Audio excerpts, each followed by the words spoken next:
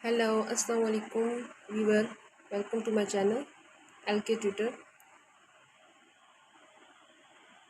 अच्छा जी, आज हम अपना न्यू टॉपिक स्टार्ट करते हैं। ठीक है, कल हमने कुछ डेफिनेशंस की थी। ठीक है, उसे आगे लेके चलते हैं। ठीक है, जीन्स की थी, इनहेरिटेंस की थी, ये सारी चीज़ें की थी। ठीक है, so now we move toward the chromosomes. What are the chromosomes? Chromosomes derived from two words, chromo mean color and somo mean body. So chromosomes are the thread-like color structures produced from chromatin materials, appear inside the nucleus at the time of cell division. ठीक है, chromosomes हमारे पास क्या होते हैं कि हमारे पास thread like colour structures होते हैं जो कि हमारे पास प्रोड्यूस होते हैं क्रोमेटिक मटेरियल से। ठीक है, और ये हमारे पास न्यूक्लियस के अंदर अपीयर हो जाते हैं time of cell division.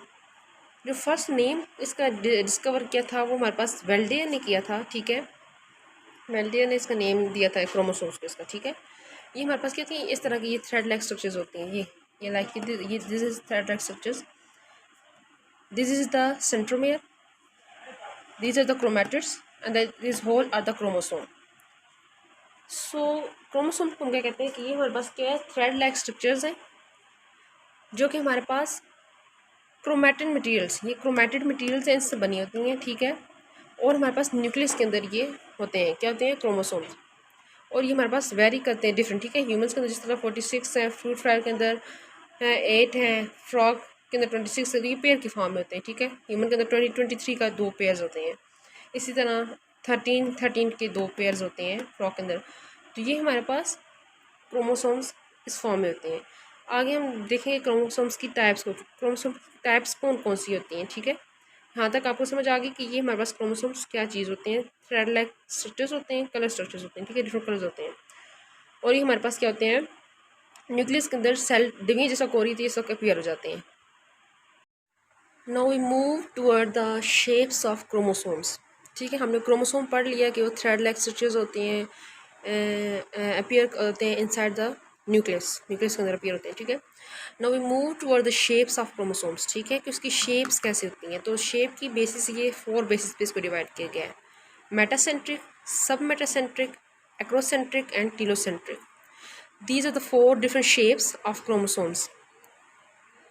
These shapes are divided on the basis of division of centromere. First is metacentric, in which centromere is at center.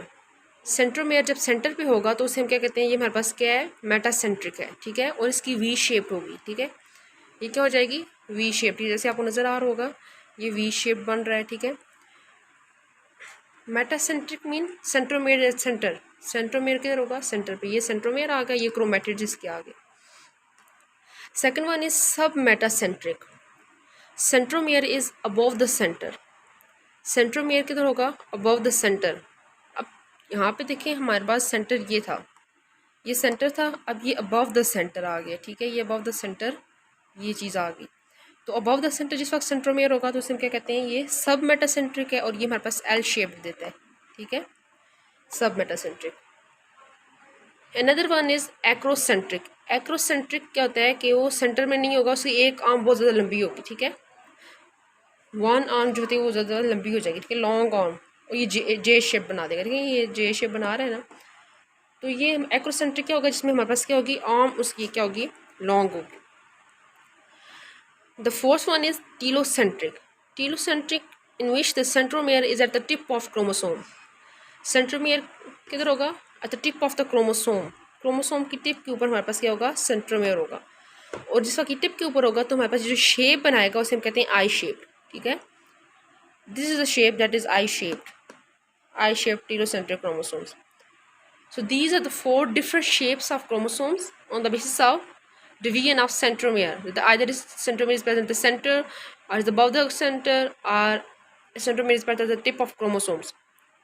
So these are the 4 different shapes of chromosomes. Now we have studied the chromosomes, their shapes, and now we move toward the chemical composition of chromosomes. That how these chromosomes are formed and which components form these chromosomes. So basically chromosomes are formed of three components or three things. It's DNA, protein and RNA. 40% of DNA, 60% of proteins and RNA. This is the composition of chromosomes. So the DNA, one chromosomes contain 5 centimeter long DNA. इसका मतलब क्या है कि एक chromosome के अंदर 5 centimetre long DNA होता है, जिसके अंदर 140 मिलियन न्यूक्लियोटाइड्स होती हैं। मैंने उस दिन आपको जिस डीएनए की डेफिनेशन बताई थी, तो मैंने कहा था कि वो न्यूक्लियोटाइड का सीक्वेंस होता है। तो अब एक जो डीएनए होगा एक क्रोमोसोम के अंदर, वो 5 सेंटीमीटर लॉन्ग होगा और इसके अंदर 140 मिलियन न्यूक्लियोटाइड्स प्रेजेंट होंगे। और इसका क्या काम है, ये डीएनए जो क्रोमोसोम्स के अंदर होगा, ये क्या करेगा, कंट्रोल करेगा हेरिडिटी को। हेरिडिटी को उस दिन भी एक्सप्लेन किया था कि वो वाली एबिलिटी कि आप अपने पेरेंट्स से रिजेंबल करें, ठीक है।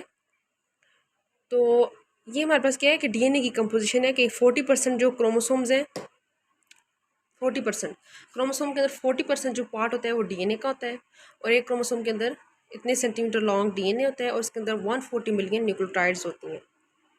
अच्छा, प्रोटीन्स की बात करते हैं तो 60% प्रोटीन प्रेजेंट होती हैं एक क्रोमोसोम्स के अंदर, ठीक है। अब 60% प्रोटीन्स में दो तरह की प्रोटीन्स आती हैं, histone proteins and non histone proteins. Histone proteins जो होती हैं ये हमारे पास वेरी करती हैं H1, H2A, H2B, H3, H4। These are the 5 types of histone proteins: H1, H2A, H2B, H3 and H4. These are the histone proteins. Now the function of these histone proteins are holding chromosome fibers together. These histone proteins holding the chromosome fibers together so that they cannot move either way. And second function is have structural role. They made the structure of chromosomes. These histone proteins have two main functions: holding, and second one have structural role, make the structure of the chromosomes. Second one is non-histone proteins. Non-histone proteins vary from 12 to 22 number. Vary from 12 to 22 number. And their function is to switch on specific genes. The function of non-histone proteins is to switch on specific genes. Specific genes को जो है वो switch on करना, switch off करना, ये किसका काम है, नॉन हिस्टोन प्रोटीन्स का। और इनका नंबर कितना है, मतलब इनका नंबर स्मॉल अमाउंट में प्रेजेंट होती है, मतलब 12 to 22 नंबर वेरी करते हैं इनका। So these are the chemical composition of chromosomes, like it's compose of DNA, protein, RNA, and protein. There are two types of protein: histone and non-histone proteins, and they make the structure, holding the chromosome, switch on specific genes, and all these kinds of function performed by these histones proteins and non-histone proteins. That's all clear? Thank you so much. This is the video. If you like it, then please subscribe my channel and like the video. Allah Hafiz. Thank you so much.